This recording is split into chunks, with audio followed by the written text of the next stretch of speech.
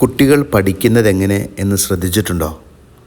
പല കുട്ടികളും പറയുന്നത് പഠനം ബോറാണ്, വേസ്റ്റ് ഓഫ് ടൈം ആണെന്നാണ്.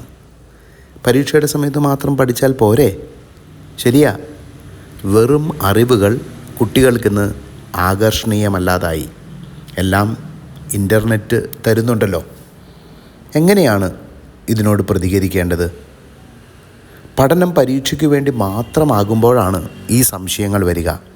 പഠനം എന്നത് ചുറ്റുപാടുകളെ അന്വേഷിക്കലും തിരിച്ചറിയലും പഞ്ചേന്ദ്രിയങ്ങളിലൂടെ വിവരശേഖരണം നടത്തലും അനുഭവിക്കലും കഴിവുകൾ പരിശീലിച്ച് വളർത്തി അതിൽ സന്തോഷിക്കലും ഒക്കെ ആകുമ്പോൾ ഡൈനാമിക്കായി, ആക്റ്റീവായി, രസകരമായി ചെയ്യുന്ന കാര്യമായി പഠനം മാറും.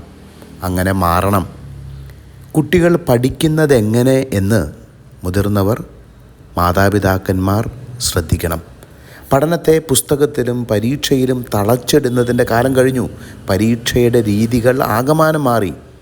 പഠനം അനുഭവമാകണം.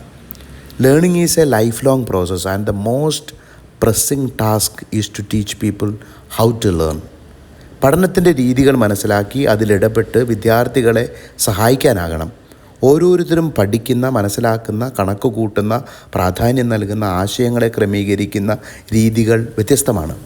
ഉത്തരങ്ങളല്ല, ഓരോ കുട്ടിയുടെയും പഠന രീതി, അതിൻ്റെ ശൈലി, പ്രത്യേകത മനസ്സിലാക്കി അതിനെ വളർത്തുകയാണ് ആവശ്യം.